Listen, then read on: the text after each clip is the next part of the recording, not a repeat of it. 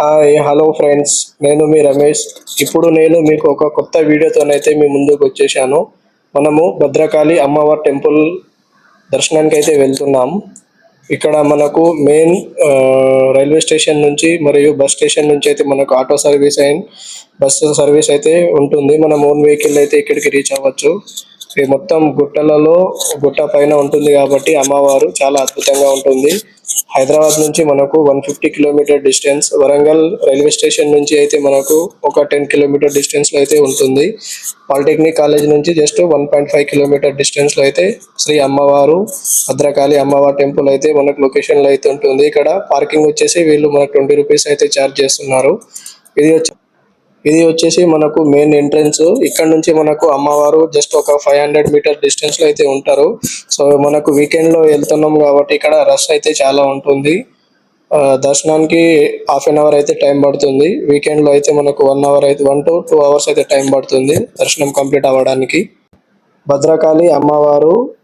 భద్రకాళి చెరువు పక్కన ఉన్న కొండ మీద అయితే కొలువై ఉంటుంది. ఇప్పుడు నేను మీకు ఈ ఆలయం నిర్మాణం గురించి డీటెయిల్ గా ఎక్స్ప్లెయిన్ చేస్తాను. ఈ ఆలయం వచ్చేసి క్రీస్తు శకం 625 సంవత్సరంలోనే నిర్మించబడింది. మనము వెంగి చాళుక్యులమైన విజయం సాధించడానికి పశ్చిమ చాళుక్యులు ప్రభావమైన రెండవ పులకేశి ఈ ఆలయాన్ని నిర్మించాడంట. అయితే ఈ ఆలయం నిర్మాణం చూసుకుంటే మనము ఎట్లా వెంగి చాళుక్యులు వాళ్ళ ఆర్కిటెక్చర్ ఎట్లా ఉంటుందంటే మనకు ఆ కాలంలోనే ఈ ఆలయం నిర్మాణం చాలా అద్భుతంగా చేశారంటే నేనైతే చూసి అయితే చాలా షాక్ అయ్యాను. మనకు అందుకు ఆధారం అమ్మవారి విగ్రహం ఒక పెద్ద ఏకాండ శిల మీద చెక్కబడి ఉండటమే దీన్ని మనం కథనాలను అయితే చూసి నమ్ముతున్నాం.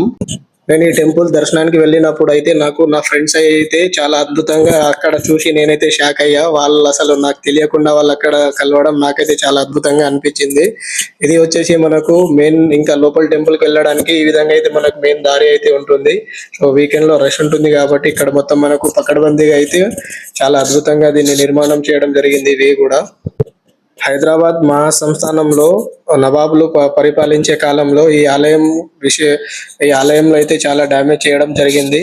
కానీ మనకు 1950 సంవత్సరంలో ఈ ఆలయంని మళ్ళీ కొత్తగా నిర్మాణం చేయడం జరిగింది. అప్పటి నుంచి ఇప్పటి వరకు మనకు భక్తుల కిటకిటలాడుతూ చాలా అద్భుతంగా అమ్మవారు అయితే మనకు దర్శనం ఇవ్వడం జరుగుతుంది.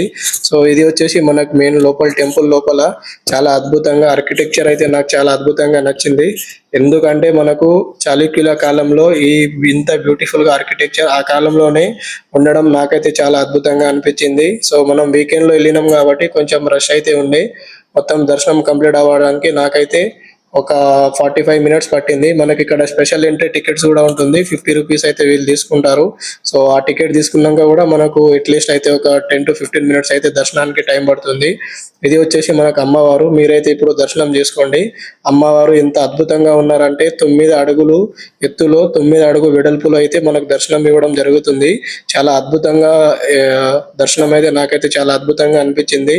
ఇలాంటి చారిత్రకమైన ఆలయాలు మన తెలంగాణలో వరంగల్ జిల్లాలో ఉండడం నాకైతే చాలా అద్భుతంగా అనిపించింది. ఇలాంటి మంచి వీడియో కోసం మన ఛానల్ను మీరు తప్పకుండా చూస్తూ ఉండండి.